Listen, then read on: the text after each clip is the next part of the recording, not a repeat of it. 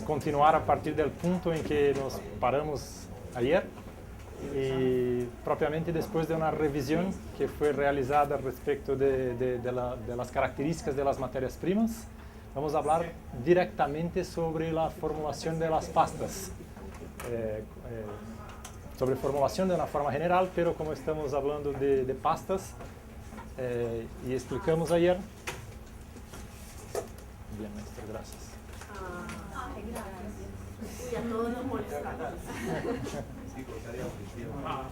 Esto es un caballero. Y entonces vamos a empezar hablando respecto del sistema más sencillo que se puede planear para hacer formulación de pastas, no relacionado con DOE, pero algo que puede trabajar en algunas situaciones y que yo pienso que está más relacionado con la manera como nosotros normalmente raciocinamos. Cuando intentamos hacer formulaciones por tentativa y error, normalmente este criterio, que es la ley de aditividad, es la manera más usual que tenemos en la cabeza para hacer formulaciones. Sería una definición muy sencilla que buscásemos relaciones de las propiedades tecnológicas de interés entre estas propiedades de la pasta con los contenidos de las materias primas, considerando que hay funciones lineares que gobiernan la relación de las materias primas con sus propiedades. Matemáticamente poderíamos escribir incluso en la forma de ecuaciones que una determinada propiedad, que podría ser, por ejemplo, la resistencia mecánica de una pieza, sería dada por la sumatoria de coeficientes indicativos de una dada propiedad multiplicado por su fracción másica o volumétrica de que entra en la composición de la pasta. Y si trabajamos acá, en ese caso, con n componentes, haríamos la sumatoria de todos los componentes multiplicando sus coeficientes por la porcentaje, el contenido que incorpora en la pasta. Vamos, estoy sin el trocador de slides. Acho que é mais fácil pegar.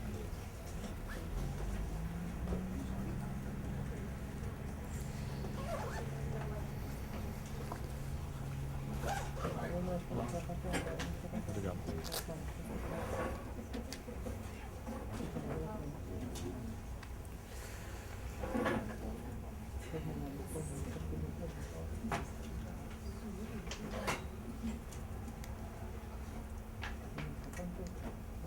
¿Cómo hacemos, en qué etapa se subdivide então el trabajo para hacer formulación de pastas a través de esta ley de aditividad?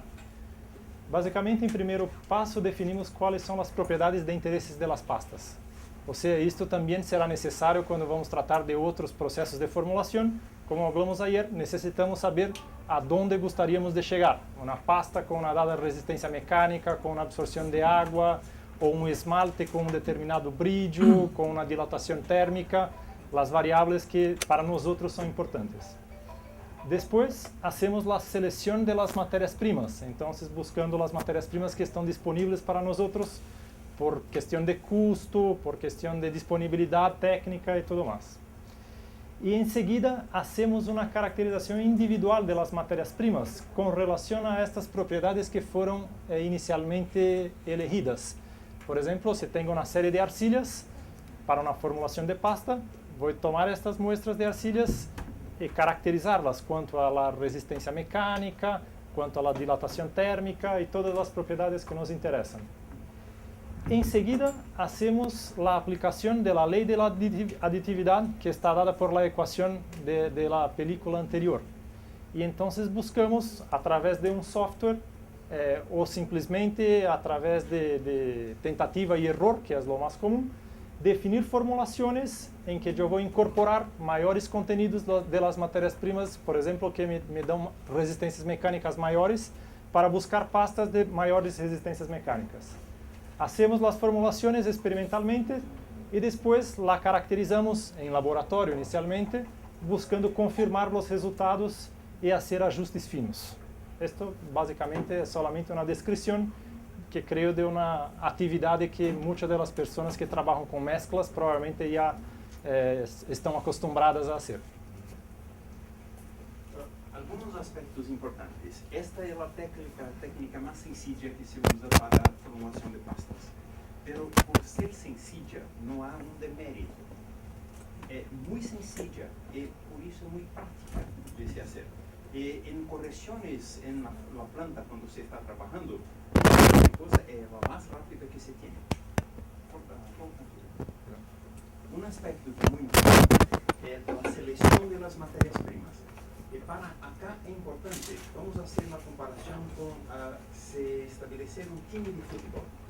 Se temos que fazer um time de futebol, não vale termos 4 goleiros. Por isso, identificar quais são as funções que têm que ser desenvolvidas para que uma formulação seja uma boa formulação, também é requerido acá. Não é uma questão de corre todas as matérias-primas e usa a atividade. Acá também tem que usar um conhecimento de lo que é necessário para que a pasta seja uma boa pasta em la fabricação e que produza um produto com as características desejadas e que se elija as matérias-primas acá.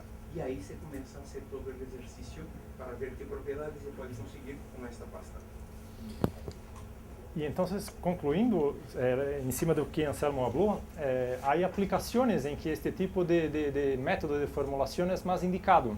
Em nossa visão, especialmente falando de formulação de pastas, é importante quando trabalhamos com formulações em que se utilizam matérias-primas de natureza similar, em que as formulações possuem baixa intimidade de mescla entre os componentes e, em consequência disto, há baixa interação entre os componentes durante a cocção, ou seja, durante o processo, se estamos falando de processos generais, e em cerâmica especialmente durante a cocção, que é onde se desenvolvem a maior parte das reações.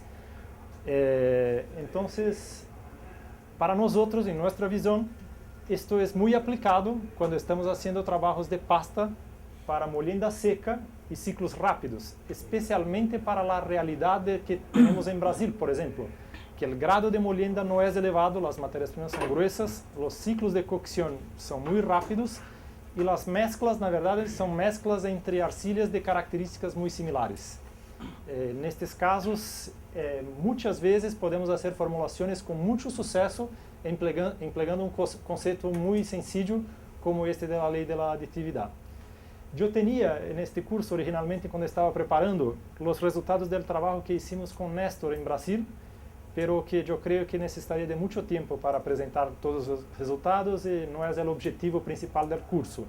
Pero durante este trabalho hicimos em laboratório, Corona nos enviou todas as matérias-primas que tinham à disposição, em sua maioria também arcilhas rojas, e nós hicimos exatamente este procedimento, caracterizando individualmente as arcilhas e depois proponendo fórmulas com distintas proporções e comparamos os resultados obtenidos em las formulações com os esperados em laboratórios, que eram preditos por las equações. E tudo se quedou muito similar, se poderia prever com grande facilidade as mesclas de las arcilhas. O que passou depois, quando fomos testar, já com Leonel, em Madrid, que teníamos algumas questões, especialmente em la curva de cocção del horno, que se afastavam um pouco do que nós estávamos esperando acá. Pero se tenían as mesmas condições, a mesma condição de preparação de muestras em laboratório, de cocção, os resultados eram perfeitamente predizíveis a partir de uma teoria muito sencilla como esta. Acá, falando a respeito da realidade de vocês, por lo que nós outros conhecem, agora também estão trabalhando com um sistema de molienda que é um sistema mais fino e tem, por exemplo, não conheço a receita exatamente, mas me parece que trabalham com caliza, com chamote, e neste caso, talvez isto não seja a verdade, porque estamos trabalhando com um sistema em que não há uma baixa intimidade de mistura, como eu falo acá. Os componentes não são solamente arcilha, há outros de natureza muito distinta, e nestas situações é preciso talvez considerar outros sistemas para a formulação de pastas. Pero, quando falamos solamente de pastas constituídas por arcilhas, muito similares como são as arcilhas de Santa Gertrudes, com molienda gruesa e ciclos de cocção muito curtos, isto é muito aplicado. Solamente com uma ideia de alguns trabalhos que nós outros hicimos que comprovam a eficácia desta técnica. Acá nós outros temos diagramas binários em que temos neste ponto 100% de uma arcilha B. E à medida em que vamos caminhando neste eixo, vamos chegando a uma composição de 100% de uma arcilha A. Então, são mesclas binárias de duas arcilhas rojas de características relativamente parecidas do ponto de vista químico e mineralógico, pero que tecnologicamente têm suas diferenças. E, por exemplo, se estamos determinando a expansão de extração, a quantidade o incremento de tamanho que a peça tem em la salida de los estampos de la prensa, a arcilha B tem uma expansão de 0,75% e a arcilha A tem uma expansão consideravelmente mais baixa, em torno de 0,6%. E haciendo distintas mezclas, 80-20, 60-40, 75-25, distintas mezclas intermediárias, verificamos que uma linha reta seria o esperado por la lei da aditividade, e estes são os pontos experimentais com as medidas de desvios, padrões, desvios estándares que hacemos, e se verifica que, de uma forma geral, há alguns desvios, pero há uma tendência muito grande de se adaptar ao modelo aditivo. Ahí en estos temas, esto es escala laboratorio todavía. Laboratorio. ¿Qué coeficiente de correlación esperaría uno que fuera aceptable para que Acima, en este caso, acima de 0,8, diría uno 0,9. que la aditividad cumple? Y a Sí. nivel industrial, No, yo el mismo, no creo que es para ser distinto. ok, 0,8 ya sería bastante bueno. Sí. Ahora, lo que pasa es que nosotros vamos a ver que el planeamiento estadístico de experimentos puede nos trazer una ventaja en relación a esto. Esto se da para esta propiedad, para otras propiedades también, pero hay algunas en que eso se desvía. Y cuando nosotros hacemos por diseño de experimentos, podemos simplesmente modelar modelos lineares para las propiedades que son modeladas por modelos lineares. E para as outras que não são, estabelecemos modelos de outras grandezas, como quadráticos ou cúbicos. E então, temos como fazer isto para todas as propriedades com alta confiabilidade. Neste caso, como vamos ver na sequência, para esta propriedade estava muito bem. A densidade aparente, mira também, não temos acá os coeficientes calculados, pero 1,84, 1,85 a arcilha B e a arcilha A se vai a algo em torno de 1,88 de densidade aparente depois de prensado. E se observa alguns desvios, pero também uma tendência geral de buena aceitação da lei da aditividade. Absorção de água, acá esta pasta trabalhava com absorção de água alta, e começam a ter alguns desvios, pero esta arcilha é uma arcilha mais fundente, esta outra é mais refractária, e a lei de aditividade, com alguma variação, também cumpre bem. Pero neste ponto, com a contração de cocção, que está relacionada com a densidade aparente e também com os tamanhos de los poros de las piezas, se observa um desvio do comportamento linear. Esta seria a reta que a aditividade estaria prevendo para as mesclas intermediárias entre a arcilha, no caso, a arcilha C e B. E as mesclas intermediárias todas obtiveram contrações lineares mais baixas em relação ao previsto. Então, neste caso, há um desvio da predição que foi realizada por el modelo. E provavelmente necessitaríamos fazer algum ajuste fino se estávamos buscando uma pasta com uma determinada contração de cocção. Quando vamos trabalhar com outros métodos de formulação, como o estatístico, este tipo de coisa provavelmente poderia ser modelada por um outro polinômio de maior complexidade do que o modelo linear.